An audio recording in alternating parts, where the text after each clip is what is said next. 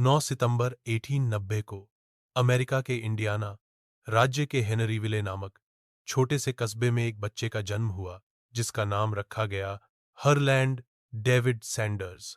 कौन जानता था कि यह बच्चा एक दिन पूरी दुनिया में अपने खास अंदाज के तले हुए चिकन और सफेद सूट के लिए मशहूर होगा। लेकिन उस दिन यह केवल एक साधारण परिवार का बच्चा था। हरलैंड के पिता एक मामूली किसान थे और मां गृहिणी। बचपन बहुत साधारण था, न कोई खास साधन, न बड़ी इच्छाएं। लेकिन इस साधारणता में भी वह कुछ बड़ा करने का सपना देखता था। हालांकि वह खुद नहीं जानता था कि क्या। जब वह मात्र 5 वर्ष का था तभी उसके पिता की अचानक मृत्यु हो गई। पिता की मृत्यु ने पूरे परिवार को हिला दिया। मां पर 3 बच्चों की जिम्मेदारी आ गई। अब घर चलाने के लिए मां को बाहर जाकर काम करना पड़ा और घर के सारे छोटे बड़े काम हरलैंड के जिम्मे आ गए। उम्र के उस नाजुक मोड़ पर जहां बच्चे खेलते कूदते हैं, हरलैंड रसोई में खड़ा खाना बनाना सीख रहा था।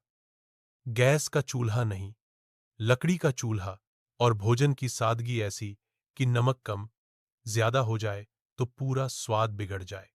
लेकिन हरलैंड को खाना बनाने में मजा आने लगा।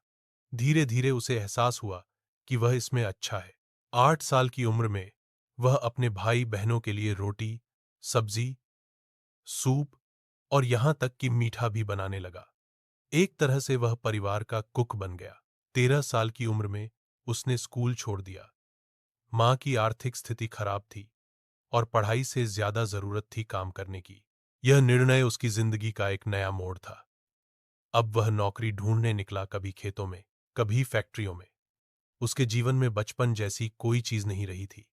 लेकिन इस कठिन बचपन ने ही उसमें मेहनत और आत्मनिर्भरता का बीज बो दिया। हरलैंड का सपना क्या था वह खुद नहीं जानता था, पर उसे इतना यकीन था कि वह जीवन में कुछ अलग करेगा, कुछ ऐसा जिसे लोग याद रखें। हरलैंड सैंडर्स की किशोरावस्था कोई आसान दौर नहीं था। स्कूल छोड़ने के बाद उन्होंने जीविका के लिए कई नौकरियां की। एक समय वह फार्म में काम करते थे, फिर ट्रैम कंडक्टर बने, कभी ट्रेन में फायरमैन, तो कभी सेना में 1 साल की सेवा। लेकिन हर बार कुछ न कुछ ऐसा हुआ कि वह नौकरी ज्यादा लंबे समय तक टिक नहीं पाते। उनके भीतर आत्मविश्वास था, पर शायद धैर्य और स्थिरता की कमी भी थी। जीवन उन्हें बार बार नई दिशाओं में ले जाता रहा।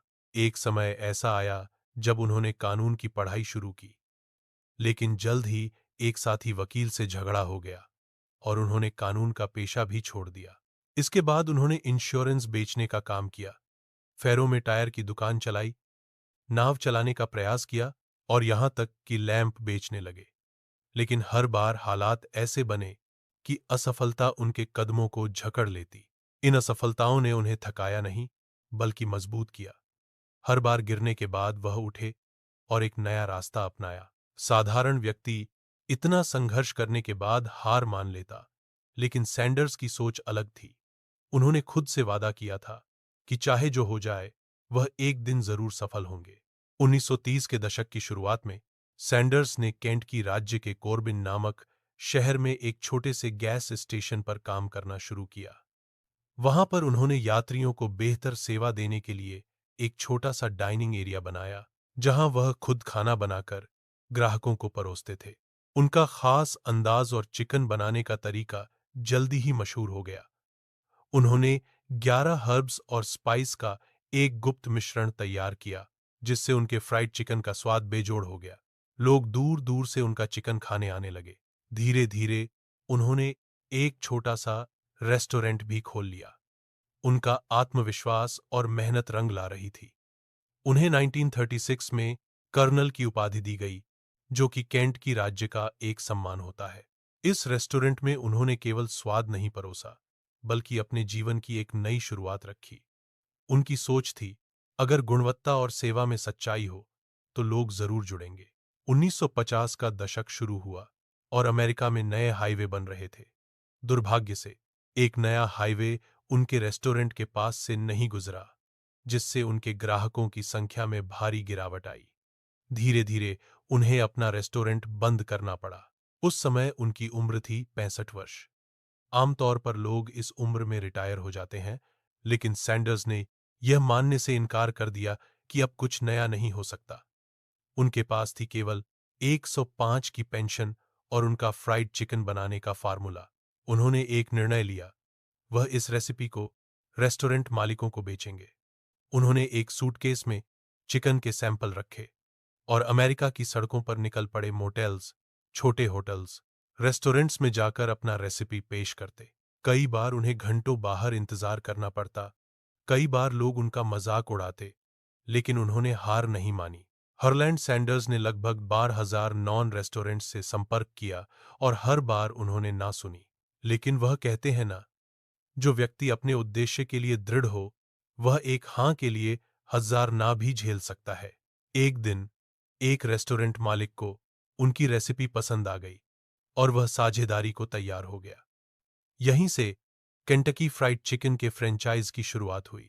धीरे धीरे और रेस्टोरेंट्स जुड़े, ब्रांड बनता गया और सैंडर्स की मेहनत रंग लाई। एक बुजुर्ग व्यक्ति जिसने जिंदगी के ज्यादातर हिस्से में सिर्फ असफलता देखी थी, अब सफलता की ऊंचाइयों पर था। 1960 के दशक तक केएफसी अमेरिका भर में फैल चुका था। 1964 में कर्नल सैंडर्स ने अपनी कंपनी को $2 मिलियन में बेच दिया, पर एक शर्त पर। वह केएफसी के ब्रांड एम्बेसडर बने रहेंगे। सफेद सूट, बकरी जैसी दाढ़ी और उनका शानदार मुस्कान कर्नल सैंडर्स केएफसी के प्रतीक बन गए। उन्होंने विज्ञापनों में हिस्सा लिया, रेस्टोरेंट्स का उद्घाटन किया और ब्रांड को जनता से जोड़ा। उनकी उपस्थिति ही केएफसी के प्रति लोगों का भरोसा बन गई।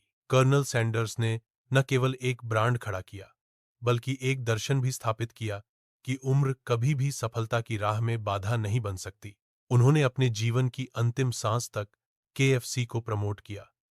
जब वह 90 वर्ष के थे, तब भी वह अमेरिका और अन्य देशों में जाकर केएफसी के रेस्टोरेंट्स का निरीक्षण करते थे। उनकी ईमानदारी, मेहनत और जिद ने उन्हें वह स्थान दिलाया जिसकी उन्हें चाह थी। कर्नल सैंडर्स की कहानी एक जीती जागती मिसाल है। असफलताएं अंत नहीं होती, सपनों की कोई उम्र नहीं होती, मेहनत और धैर्य से कुछ भी संभव है। उन्होंने यह सिखाया कि जिंदगी में कुछ भी आसान नहीं होता, लेकिन अगर आप हार नहीं मानते तो सफलता देर से ही सही जरूर मिलती है।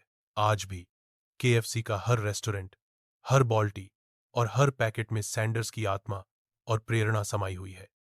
कहानी खत्म नहीं होती, प्रेरणा चलती रहती है।